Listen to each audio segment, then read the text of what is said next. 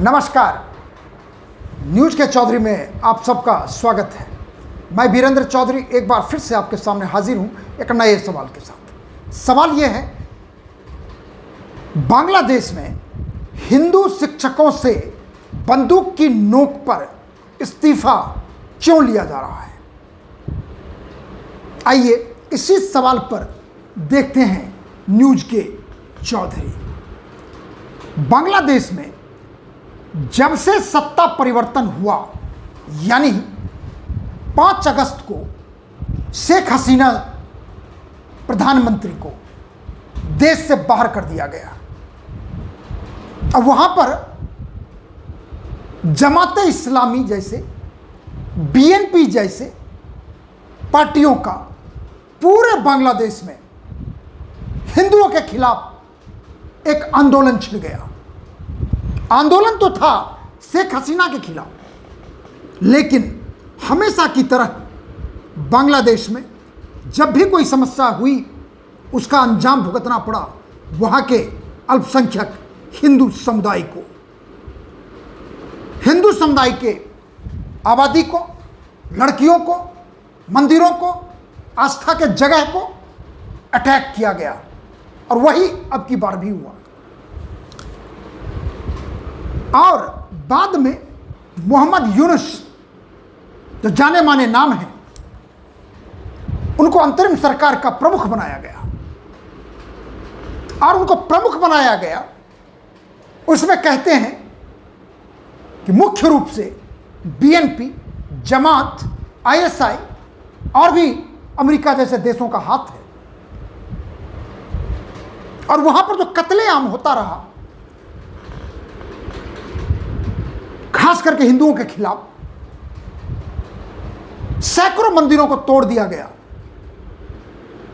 लोगों के साथ व्यभिचार किया गया, बलात्कार किया गया, खास करके हिंदुओं के खिलाफ।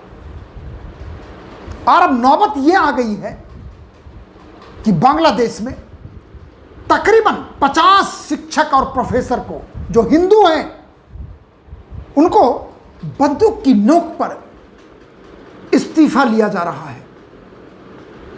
और यह खबर बांग्लादेश के अखबार में छपी। 2 तो ऐसी महिला हैं हिंदू समाज की, जो दोनों प्रिंसिपल के पद पर आसीन थी, जिन्हें डराकर धमकाकर जबरन इस्तीफा लिया गया। मैं आपको लिस्ट बताऊंगा, लेकिन एक बात बताना चाहूंगा कि मोहम्मद यूनुस, जो केयर टेकर गवर्नमेंट के मुखिया हैं, उन्होंने श्री कृष्ण जन्माष्टमी के अवसर पर राष्ट्र के नाम संबोधित स्टेटमेंट में कहा था साफ साफ, ये हिंदू अखबार की खबर है, हमारी सरकार अलग धर्म का पालन करने या अलग राजनीतिक राय रखने के लिए किसी के साथ भेदभाव नहीं करेगी। हम देश के सभी सदस्यों को एक परिवार में शामिल करना चाहते हैं। धार्मिक अल्पसंख्यक, जनजातियां और हाशिए पर रहने वाले समुदाय नए बांग्लादेश में समान नागरिक हैं और उनके पास अधिकार भी समान होंगे। सवाल उठता है, और सीधा सवाल मोहम्मद यूनुस पर है कि उनके कथनी और करनी में साफ फर्क है। वो हिंदू मंदिर में जाते हैं, आश्वासन देते हैं हिंदुओं को, क्या हिंदुओं के खिलाफ हिंसा रुकती है? हिंदुओं के प्रति दोयम दर्जे का भाव रुकता है? हिंदू मंदिरों पर आक्रमण, अटैक बंद हुआ? मंदिरों को तोड़ना बंद हुआ? महिलाओं के साथ बलात्कार की घटनाएं बंद हुई? नहीं हुई।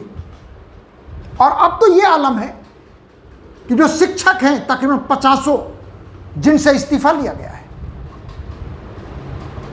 अब मैं नाम बताना चाहूंगा आपको कि बरिशाल के बेकरगंज सरकारी कॉलेज की प्रिंसिपल हैं शुक्ला रानी हल्दर। दबाव में इस्तीफा देना पड़ा और उनको लिखवाया गया कागज पे, जो मीडिया में छपा है, आपने देखा होगा, मैं इस्तीफा देती हूं। और वो बांग्लादेश की फेमस प्रोफेसर हैं इंग्लिश लिटरेचर की। दूसरी घटना, उनको 29/8 को इस्तीफा लिया गया उनसे। दूसरी घटना 18 अगस्त की है। अजीमपुर सरकारी गर्ल्स स्कूल एवं कॉलेज के प्रिंसिपल गीतांजलि बरुआ और सहायक प्रिंसिपल गौतम चंद्र पाल को जबरन डराकर धमकाकर इस्तीफा ले लिया गया। एक और घटना, कभी नजरुल इस्लाम के लोक प्रशासन एवं शासन अध्ययन विभाग के एसोसिएट प्रोफेसर संजय कुमार मुखर्जी को जबरन इस्तीफा लिया गया। ये तो हम आपसे 3 घटनाओं की जिक्र कर रहा हूं। 50 शिक्षक हैं। और इसका देखेंगे आप, जैसे तस्लीमा नसरीन जो भारत में रहती हैं, बांग्लादेशी हैं, उन्होंने 1 सितंबर को ट्वीट किया और मैं पढ़ के सुनाना चाहता हूं आपको। In Bangladesh teachers are forced to resign, journals, ministers, officials of the former government are getting killed, harassed, imprisoned. General jet burned down industries of Ahmadi Muslims. Mazars and dargahs of Sufi Muslims are demolished by Islamic terrorists. Yunus says nothing against it. इतना ही नहीं, एक और मैं आपको बताना चाहता हूं। तस्लीमा ने 1 सितंबर को, तस्लीमा नसरीन, उनके एक्स हैंडल पर जाके आप देख सकते हैं, एक उन्होंने एक पानी का बोतल लेके, एक युवा है बांग्लादेश का, और उसका टी शर्ट, वाइट कलर के टी शर्ट पर पीछे लिखा हुआ है, मैं पढ़ के सुनाता हूँ, पानी ले जा रहा हो। आप उनके हैंडल पर जाके देखिए, 1 सितंबर का वो ट्वीट है तस्लीमा नसरीन का। ध्यान से सुनेंगे उनके ट्वीट को। Bangladeshi Jamaat Islami helping poor people wearing a T shirt that says teach your child to hate India. T shirt के पीछे लिखा हुआ है और वो जमात इस्लामी लिखवा रहा है, teach your child to hate India. Islamists ask people to boycott Indian products. Anti India, anti-Hindu Wahhabi Islamists are growing in Bangladesh. ये स्थिति है बांग्लादेश का। और हम भारत में अपनी चिंता व्यक्त करते हैं, लेकिन हमें लगता है कि प्रधानमंत्री ने सीधे सीधे यूनुस को, वहां के केयर टेकर गवर्नमेंट को संदेश दिया था एक्स पे कि हिंदुओं की रक्षा करें। हमारे विदेश मंत्री ने भी चिंता व्यक्त की, लेकिन उस चिंता का फल क्या हुआ? कोई फल नहीं है। बांग्लादेश की सरकार जमात इस्लामी के समर्थन से चल रही है, बांग्लादेश की सरकार बीएनपी के समर्थन से चल रही है। बल्कि इतना ही नहीं, जमात इस्लामी वो पार्टी है जो आपको मैं बताऊं कि जब बर्बरता के साथ 1971 में बांग्लादेशियों को पाकिस्तान की आर्मी ने कुचला था, उसमें वो जमात इस्लामी पाकिस्तान को समर्थन कर रहे थे, बांग्लादेश को नहीं। और आज वो जमात इस्लामी के लोग, जितने इस्तीफा की बात मैं किया हूं, उसमें सारे के सारे बीएनपी और जमात इस्लामी के सदस्य हैं। वो डरा रहे हैं, वो धमका रहे हैं, वो मार रहे हैं, वो जला रहे हैं हिंदुओं के मंदिरों को, घरों को,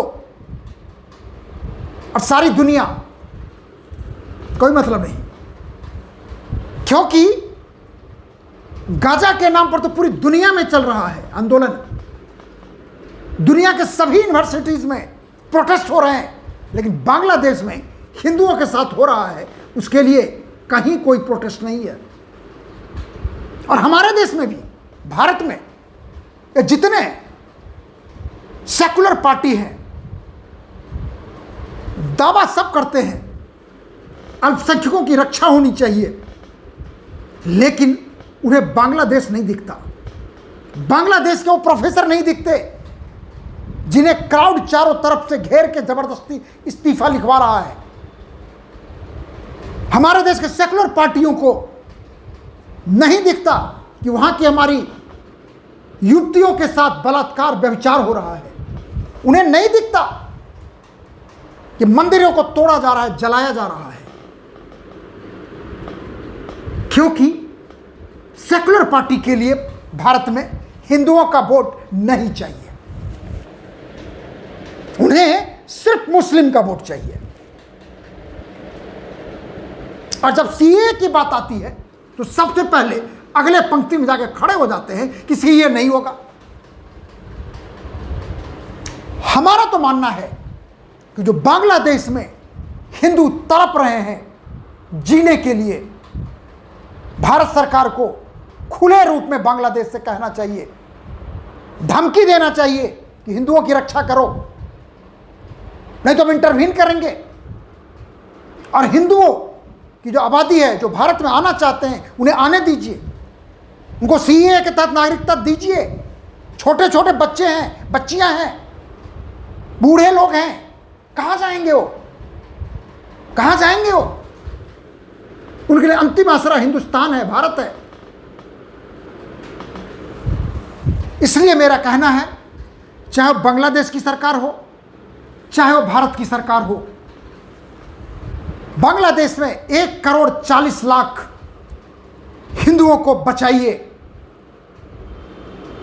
नहीं तो आईएसआई, जमाते, बीएनपी चाहिए रही है कि जिस तरह पाकिस्तान में हुआ, 30% हिंदुओं की आबादी आज की तारीख में 2% भी नहीं है। बांग्लादेश में भी तकरीबन 30% हिंदुओं की आबादी थी, जो आज घट के 8% के नीचे पहुंच गई है। जमातियों का प्रयास है, आईएसआई का प्रयास है, बीएनपी का प्रयास है कि किसी तरह पाकिस्तान की तरह ही बांग्लादेश में भी सभी हिंदू यहां से भाग जाएं और सिर्फ 2% के नीचे रहें। क्या बांग्लादेश यही चाहता है? Nobel prize winner Muhammad Yunus क्या यही चाहते हैं कि हिंदुओं का कत्लेआम होते रहे? कहने से नहीं होगा यूनुस साहब, करने से होता है। एक्शन लीजिए। ये 50 इस्तीफा आपको नहीं पता है, पता है आपको, लेकिन आप एक्शन नहीं लेंगे। क्यों नहीं लेंगे? क्योंकि आप जमाते इस्लामी के जमातियों के साथ तो फोटो खिंचवा रहे हैं, बीएनपी के नेताओं के साथ फोटो खिंचवा रहे हैं।